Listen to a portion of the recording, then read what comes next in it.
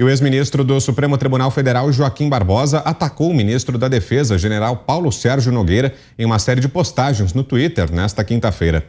Nogueira participou de uma audiência pública na Câmara dos Deputados, onde defendeu a transparência do sistema eleitoral. O titular da Defesa relembrou que foi o Tribunal Superior Eleitoral quem convidou as Forças Armadas para participar do pleito e que os militares estavam quietos em seu canto. Barbosa, por sua vez, rebateu dizendo que as Forças Armadas não devem permanecer quietas, pois não há espaço para elas na direção do processo eleitoral brasileiro. O ex-ministro do STF também chamou de vassalagem a relação entre os militares e Bolsonaro e disse que isso sinaliza ao mundo um suposto golpe de Estado. Por fim, Joaquim Barbosa ressaltou a independência do Tribunal Superior Eleitoral. Mas com você, Cris, 2 minutos. Olha, estava dando uma olhada no chat aqui no intervalo e já estavam falando desse assunto. Acho que nossa audiência está bem antenada com os assuntos do dia.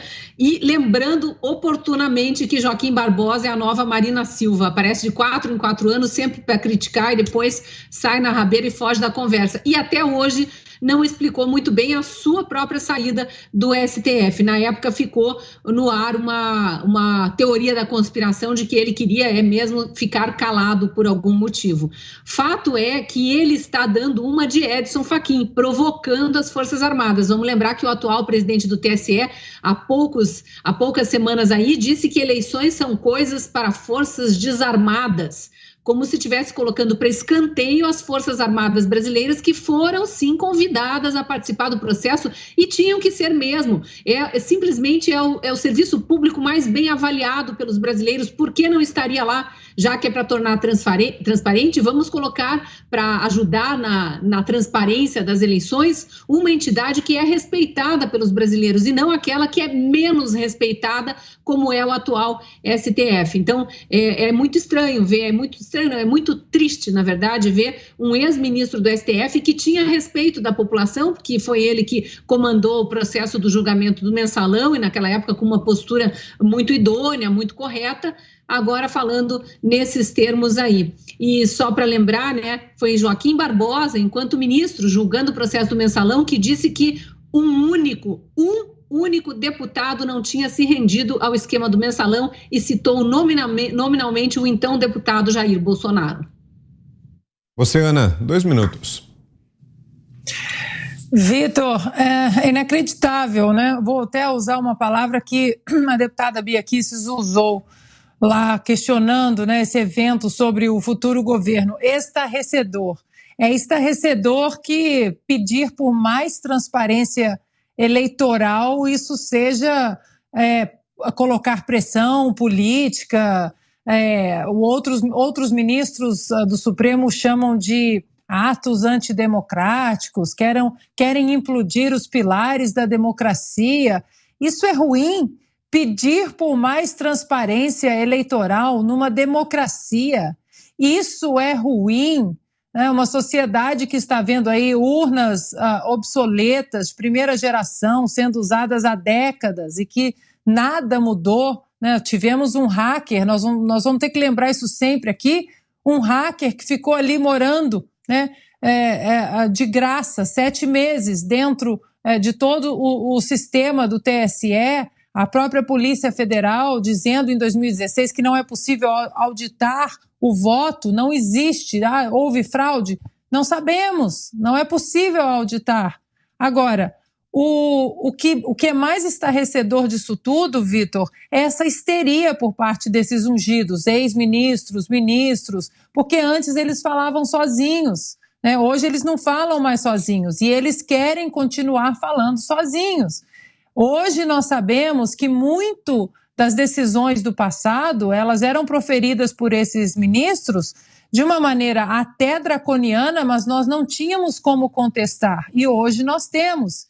E é isso, a verdade é que isso está irritando o povo querendo exercer o seu dever de cidadão, né, civilizadamente, e eles agora estão nessa histeria junto com os partidos de oposição, porque eles não falam mais sozinhos. O povo resolveu gostar de política. E você, Fiuza, que nos diz dessas declarações? Temos 2 minutos, Fiuza.